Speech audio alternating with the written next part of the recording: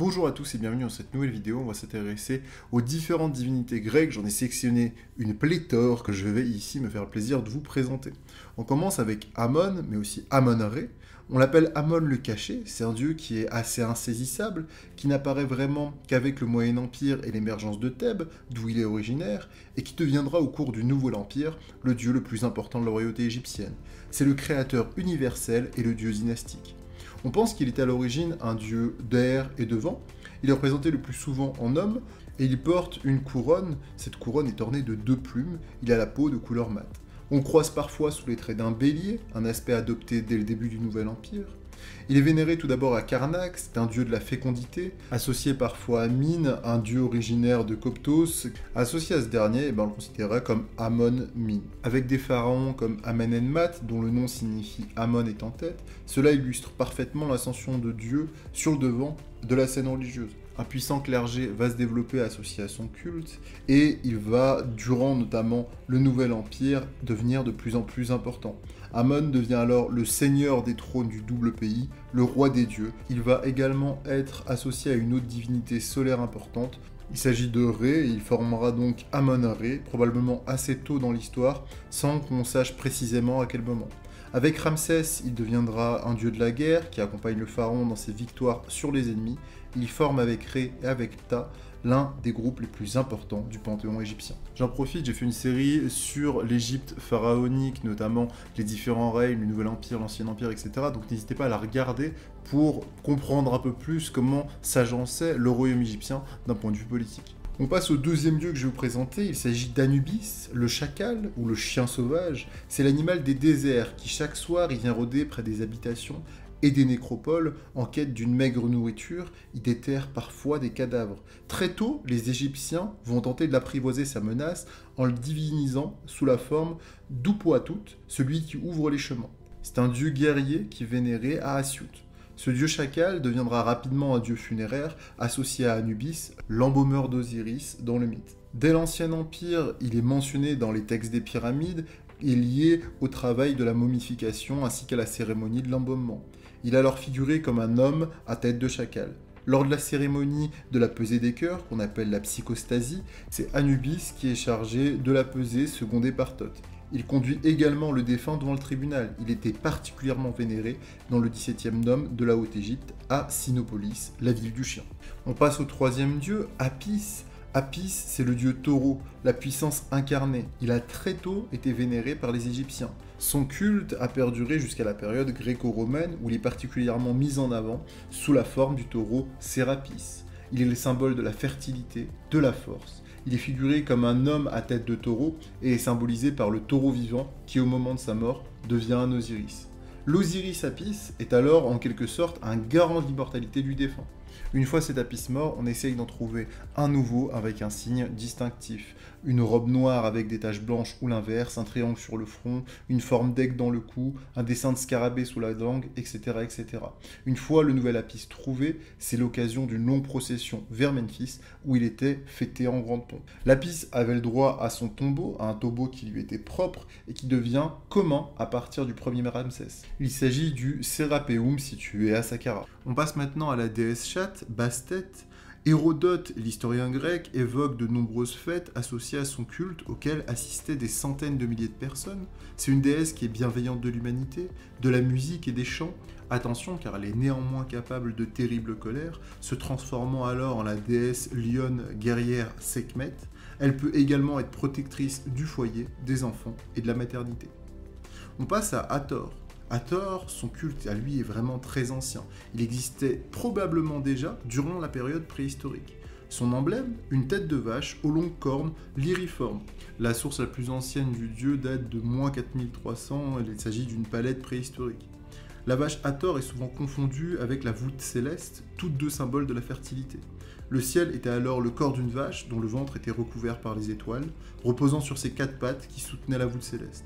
Son nom égyptien, Ut-Hor, fait d'elle le château d'Horus. Parfaitement symbolisée dans le mot en hiéroglyphe, elle est ainsi une déesse nourricière, reine des contrées étrangères. Elle était aussi une déesse de la danse, de la joie et de la musique.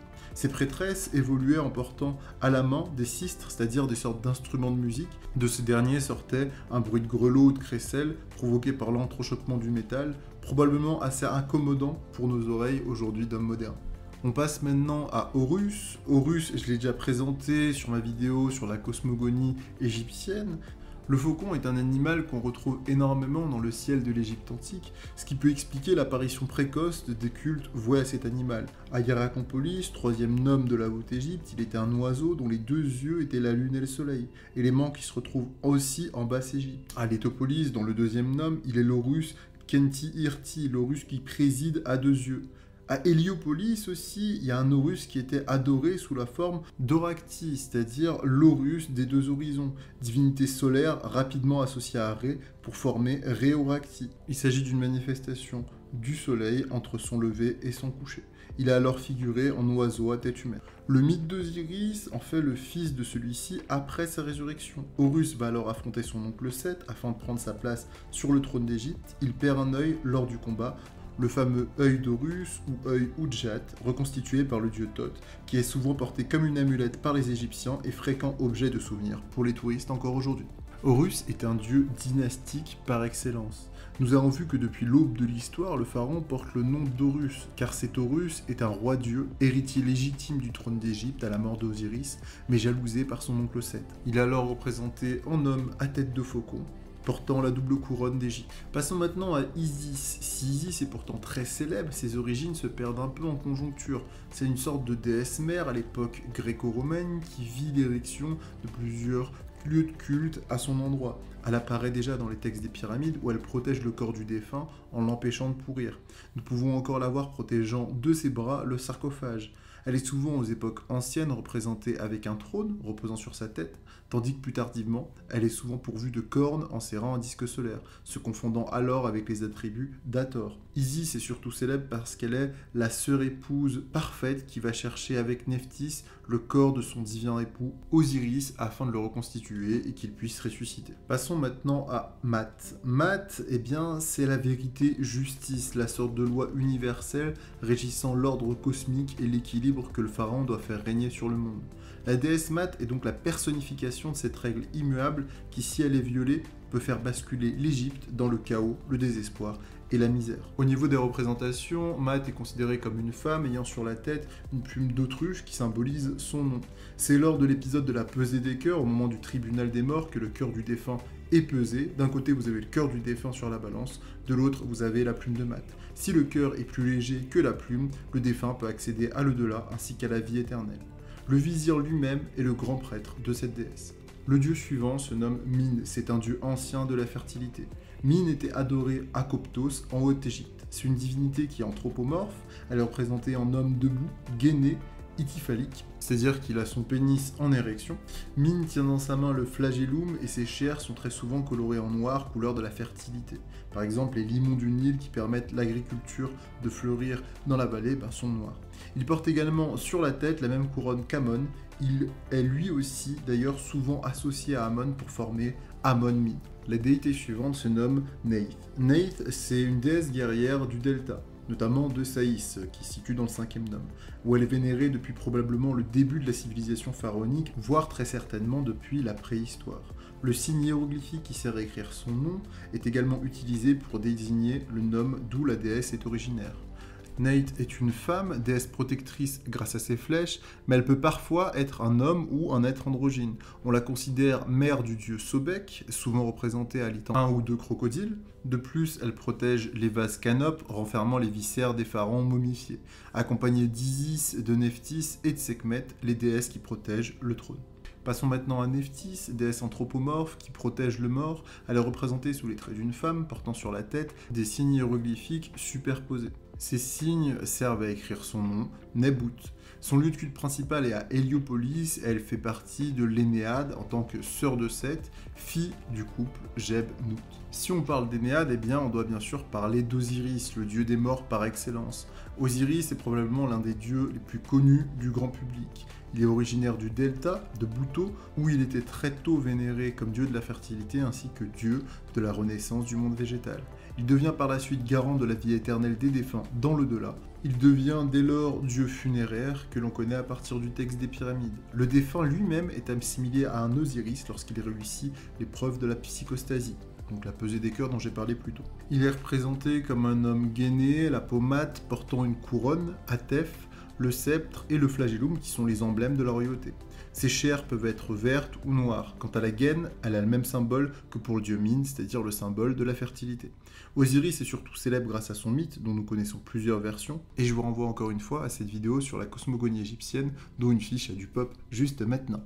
Passons maintenant à Ptah. C'est le grand dieu de Memphis depuis les temps prédynastiques. Ptah est un dieu anthropomorphe. Il est représenté debout et gainé, tenant un sceptre, was, dans ses mains.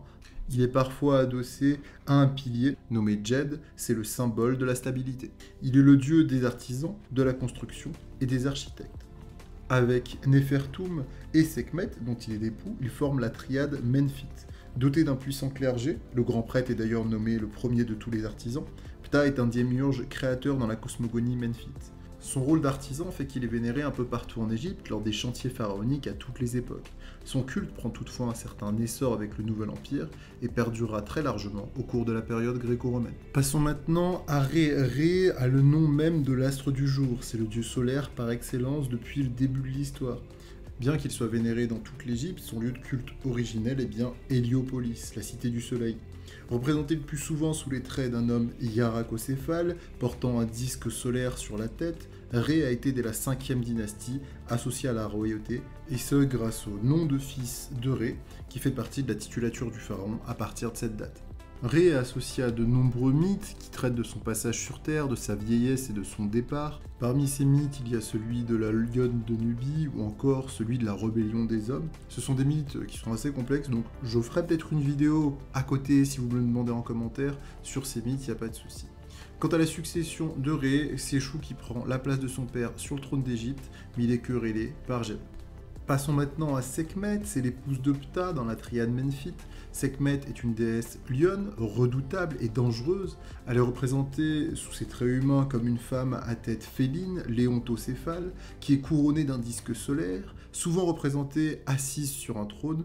C'est une divinité certes féconde, mais également guerrière. Elle est aussi patronne des médecins, car elle est porteuse des remèdes, et elle est encore l'instrument de la vengeance de Ré contre les hommes. Passons maintenant à l'avant-dernier dieu que je vais vous présenter, il s'agit du dieu crocodile Sobek, qui est le fils de Neith. Il est essentiellement adoré au Fayoum, à partir du Moyen Empire. L'animal était considéré comme un danger pour les hommes. Il attendait au gré des remous du Nil, surgissait et saisissait sa proie, mais il était aussi l'annonciateur d'une crue favorable aux récoltes. Il paraissait donc utile pour les Égyptiens de le vénérer. Sobek était figuré sous les traits d'un dieu humain à tête de crocodile, ou parfois simplement en crocodile. Avant de vous présenter le dernier dieu et de terminer cette vidéo ensemble, n'hésitez vraiment pas à vous abonner. Je sais que vous êtes beaucoup à passer sur la chaîne, à ne pas le faire, il y a les stats qui parlent et tout. Sincèrement, ça me donne énormément de visibilité. Pareil, si ça vous plaît, n'hésitez pas à laisser un petit pouce bleu, petit commentaire.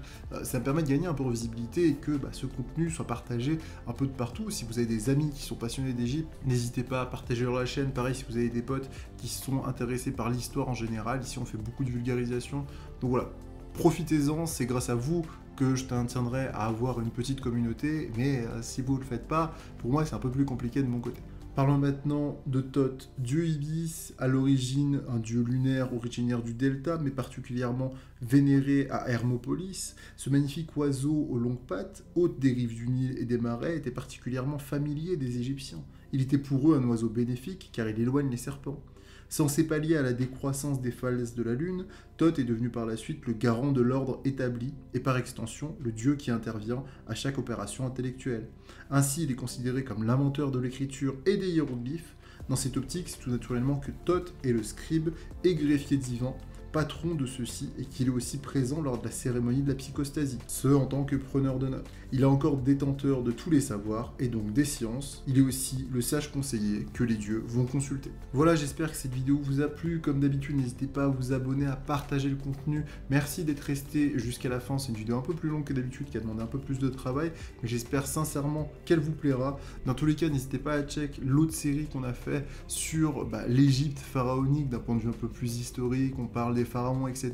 Vraiment, ça peut vous plaire. Je vous renvoie aussi la vidéo sur la cosmogonie des dieux égyptiens. Vous avez les liens qui sont en fiche normalement, donc n'hésitez pas à aller les voir. Moi en tout cas, je vous remercie d'avoir suivi encore une fois. Prenez soin de vous, c'était Malicus. À la prochaine. Ciao, ciao.